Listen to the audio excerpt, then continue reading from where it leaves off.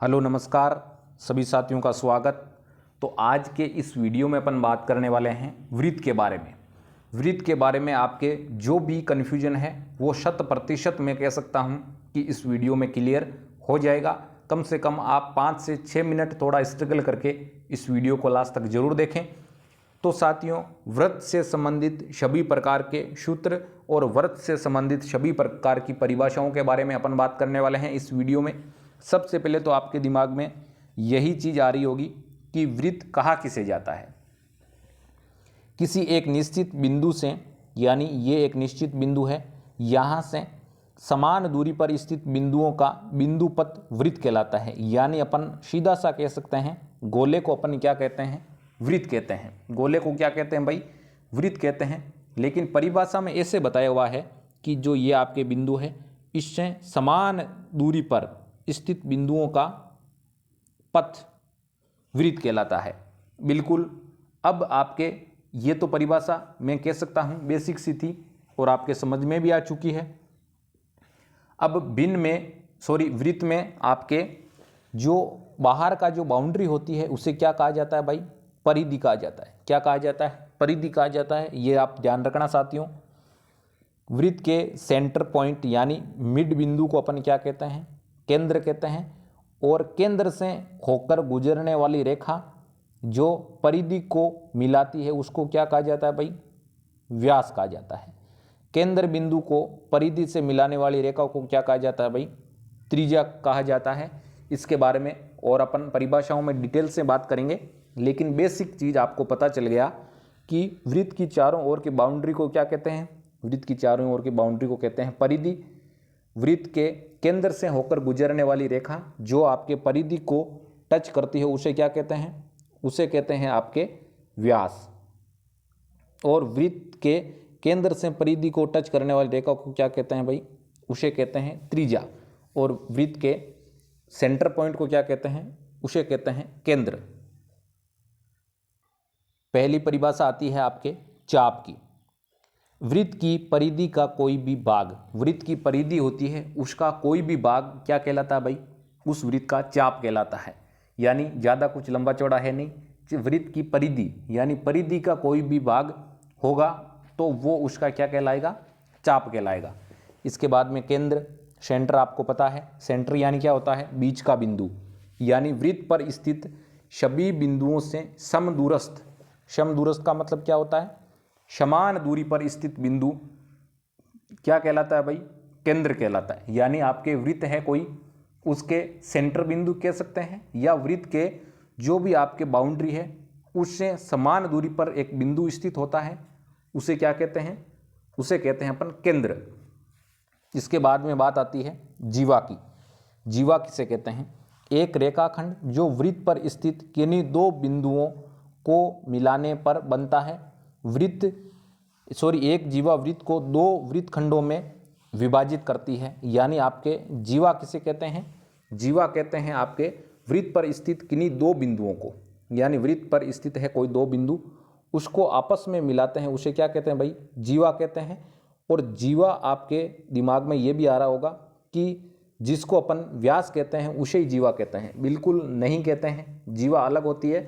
व्यास क्या होता है, उस वृत्त को बराबर दो भागों में बांटता है, बराबर दो भागों में तोड़ता है। लेकिन आपके जीवा इस प्रकार से नहीं होती है। जीवा वृत्त को दो वृत्त खंडों में जरूर विभाजित करती है, लेकिन दो समान वृत्त खंडों में नहीं विभाजित करती। इसके बाद में बात आती है परिधि की। वृत्त के चारों ओर की वक्र लंबाई, यानी आपके वृत्त के चारों ओर की बाउंड्री क्या कहलाती है भाई, वृत्त के चारों ओर की बाउंड्री कहलाती है आपके परिधि।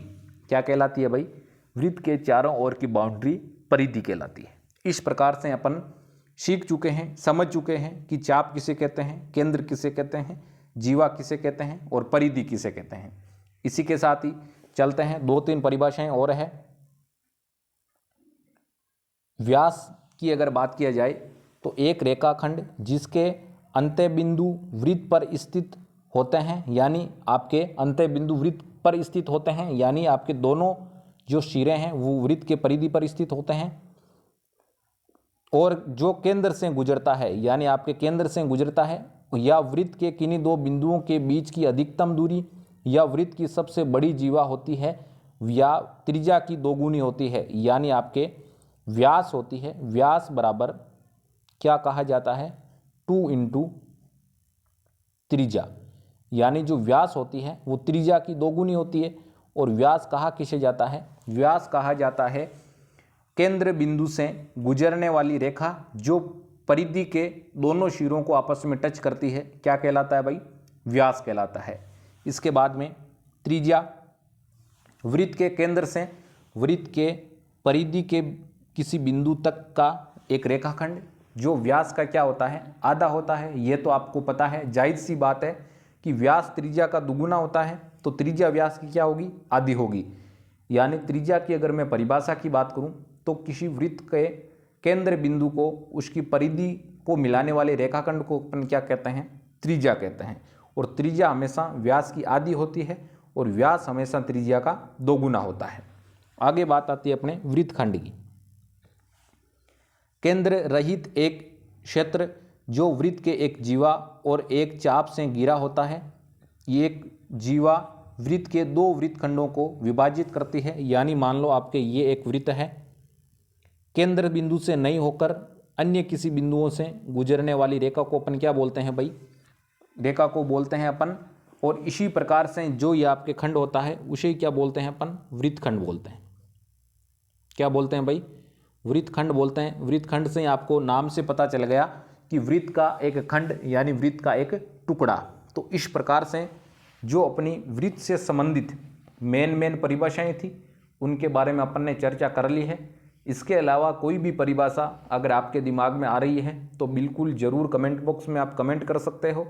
इसी के साथ ही वृत्त से संबंधित सभी महत्वपूर्ण सूत्रों यानी फॉर्मूलों के बारे में अपन बात करेंगे कि आपके त्रिज्या ज्ञात करने का फॉर्मूला क्या होता है, क्षेत्रफल ज्ञात करने का फॉर्मूला क्या होता है, परिमाप ज्ञात करने का परिधि ज्ञात करने का फॉर्मूला क्या होता है।